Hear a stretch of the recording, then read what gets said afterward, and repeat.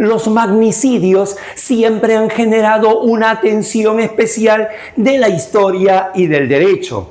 Desde el crimen de Julio César en el lejano 15 de marzo del año 44 a.C., hasta el asesinato del presidente haitiano Jovenel Moïse el pasado 7 de julio del año 2021.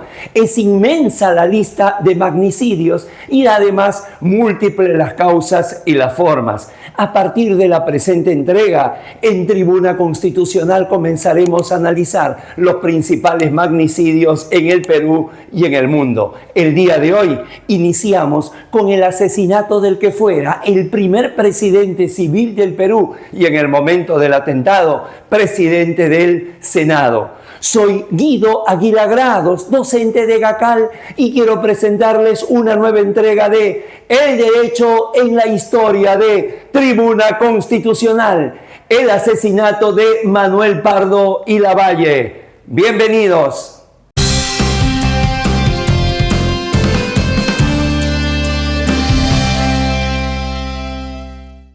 El 16 de noviembre de 1878, el Perú fue sacudido por la muerte violenta de Manuel Pardo y Lavalle, quien fuera el primer presidente civil de la República y en aquel momento el líder del Senado en ejercicio.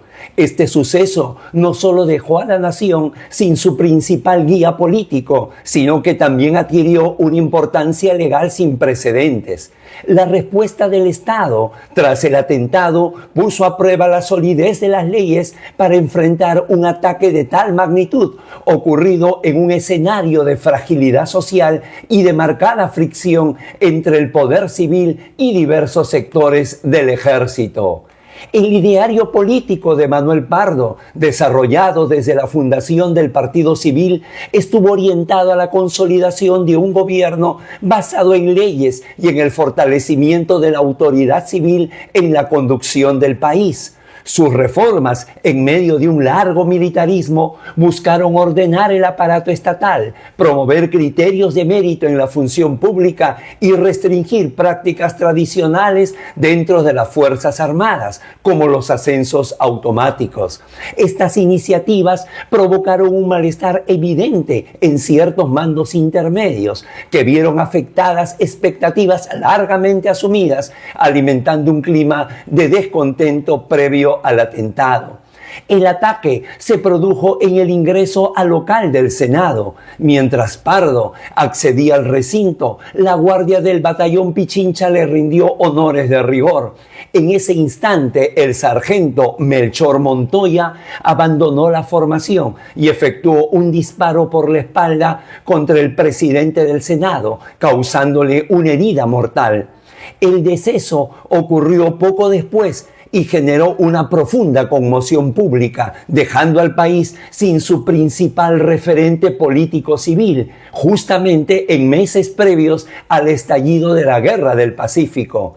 Según la reconstrucción del historiador Rolando Rojas Rojas, el proceso judicial contra Melchor Montoya por el asesinato de Manuel Pardo se inició en la Corte Superior de Lima, confirmando desde un principio que el caso fue asumido por la justicia ordinaria y tratado con todo el rigor institucional correspondiente. Posteriormente, el expediente fue elevado a la Corte Suprema, que revisó y confirmó la sentencia. José Carlos Martín también menciona en su obra Manuel Pardo en Chile que la participación de la Corte Suprema evidenció la relevancia que se dio al juicio de un hecho que impactaba directamente en el orden republicano.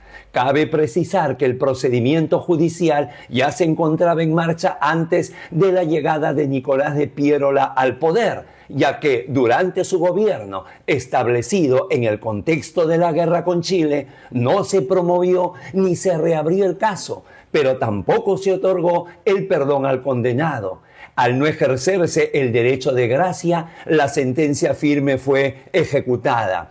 El fusilamiento de Melchor Montoya tuvo lugar el 22 de septiembre de 1880. Antes de morir, sostuvo que la muerte del expresidente Manuel Pardo había sido responsabilidad exclusiva suya y negó la participación de otros, declaración que no modificó lo resuelto por los tribunales.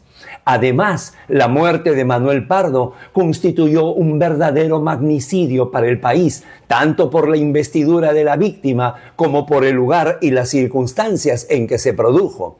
El atentado dentro del recinto legislativo fue interpretado como una agresión directa contra el Congreso y la estabilidad institucional, lo que explica la severidad de la sanción impuesta y el carácter ejemplar de la respuesta penal. Finalmente, el caso demuestra que, aún en un escenario de crisis política y guerra inminente, el Estado peruano optó por canalizar su respuesta a través del sistema judicial. El hecho de que el responsable fuera juzgado por jueces civiles y que se ejecutara una sentencia firme refleja el esfuerzo por sostener la legalidad frente a la violencia armada, dejando para la época una huella importante en la historia del derecho peruano. El día de hoy, el lawfare o la politización de la justicia lleva más bien a que los mecanismos judiciales, aunados al populismo punitivo, destruyan la vida sin quitar la existencia, destruyan biografías que han costado décadas construirlas en una semana de titulares y el apoyo de prensa y redes sociales. Por ello, desde el lugar que nos encontremos, nos corresponde seguir luchando por mantener un auténtico Estado constitucional de derecho. Suscríbete a Tribuna Constitucional. Ven, súmate a esta familia académico-jurídica. Todos los días encontrarás información jurídica objetiva, relevante y oportuna. La ampliación de toda esta temática relacionada con el derecho y la historia la encuentras en la diversa oferta académica que brinda EGACAL Escuela de Derecho. Muchísimas gracias. Que estén bien.